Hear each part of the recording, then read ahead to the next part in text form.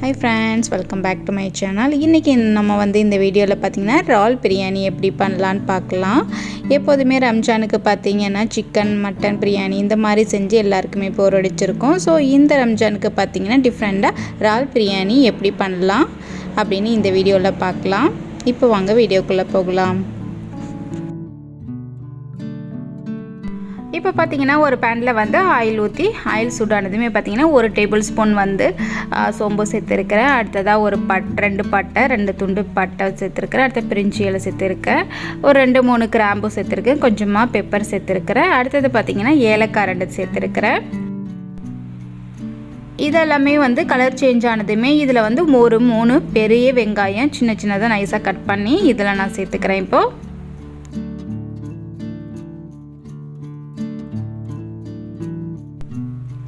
வெங்காயம் வதங்கறதுக்கு குயிக்கா வதங்கறதுக்காக இப்போ கொஞ்சம் நான் சால்ட் சேர்த்துக்கறேன்.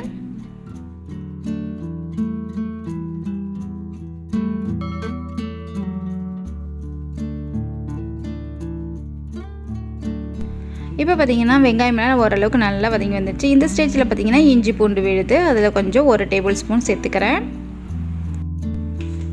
இந்த இஞ்சி பூண்டு விழுது சேர்த்ததுமே பாத்தீங்கன்னா அடியில பிடிக்க ஆரம்பிக்கும். அதனால நம்ம நல்லா மிக்ஸ் பண்ணிக்கிட்டே இருக்கணும். பட் வந்து கொஞ்சம் வந்து அடியில பிடிக்க தான் செய்யும். அதனால ஒண்ணும் பிரச்சனை இல்ல. நம்ம வந்து அடியில வந்து கருகிடாம மட்டும் பார்த்துக்கிட்டா போதும். இப்போ பாத்தீங்கன்னா இஞ்சி பூண்டு அப்புறம் பாத்தீங்கன்னா வெங்காயம் எல்லாமே வந்து நல்லா வதங்கி வந்துருச்சு. இப்போ நான் வந்து இதுல வந்து சின்ன சின்னதா 2 தக்காளி கட் பண்ணி வச்சிருக்கேன். அதை நான் இப்போ வந்து இதுல சேர்த்துக்கிறேன். இப்போ தக்காளியும் வந்து இதுல வந்து நல்லா குக் ஆகி வரட்டும். இப்போ பாத்தீங்கன்னா தக்காளில நல்லா குக் ஆகி வந்துருச்சு. இப்போ வந்து நான் பிரியாணி மசாலா ஒரு 3 டேபிள்ஸ்பூன் வந்து சேர்த்துக்கிறேன். இப்போ இந்த மசாலா எல்லாம் சேர்த்ததும் பாத்தீங்கன்னா இதிலே நல்லா மிக்ஸ் பண்ணி இந்த மசாலாவோட பச்சை வாசனை எல்லாம் போற அளவுக்கு நல்லா மிக்ஸ் பண்ணிக்கலாம்.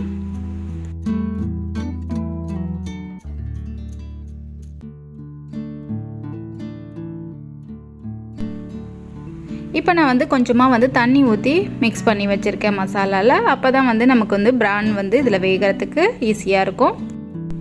இப்போ பாத்தீங்கன்னா க்ளீன் பண்ணி வச்சிருக்கிற பிரான் எல்லாம் வந்து நான் இப்ப இதுல சேர்த்துக்கிறேன். இப்போ பிரான் சேர்த்துட்டு நல்லா கொஞ்சம் நேரம் மிக்ஸ் பண்ணிட்டு ஒரு கொஞ்ச நேரத்துக்கு வந்து இந்த பிரானை வந்து வேக வச்சிடலாம்.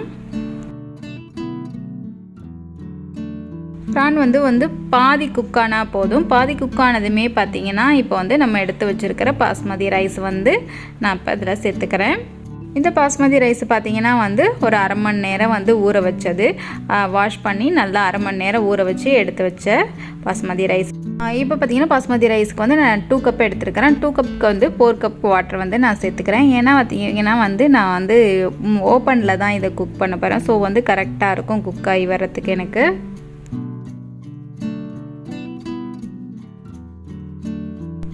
இப்போ பாத்தீங்கன்னா ரைஸ்லாம் சேர்த்துட்டு நல்லா பிரான் எல்லாம் மசாலா எல்லாம் வந்து மிக்ஸ் ஆகுற அளவுக்கு நல்லா நம்ம இப்போ வந்து மிக்ஸ் பண்ணிக்கலாம்.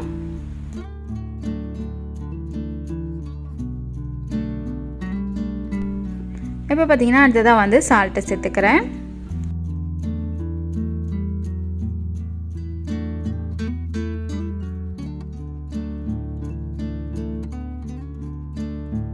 கடைசியா கொஞ்சம் கொத்தமல்லி தழை போட்டுக்கிறேன்.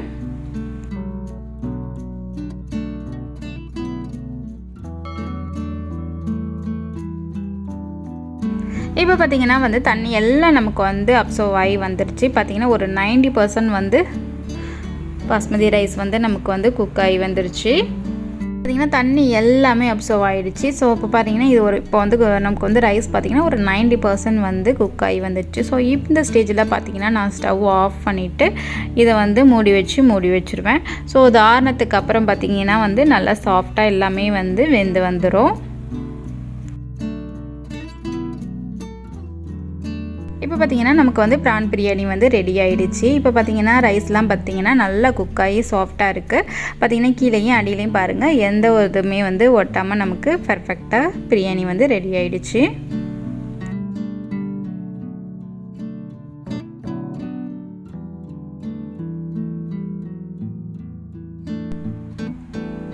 ஸோ இந்த ரம்ஜானுக்கு நீங்களும் ட்ரை பண்ணி பார்த்துட்டு ப்ரான் பிரியாணி எப்படி இருந்துச்சுன்னு சொல்லுங்கள். இந்த வீடியோ உங்களுக்கு பிடிச்சிச்சுன்னா லைக் பண்ணுங்கள், கமெண்ட் பண்ணுங்கள். மறக்காமல் என்னோடய சேனலை இது வரைக்கும் சப்ஸ்கிரைப் பண்ணாமல் வச்சுருந்தீங்கன்னா சப்ஸ்கிரைப் பண்ணிக்கோங்க. தேங்க்ஸ் ஃபார் வாட்சிங்.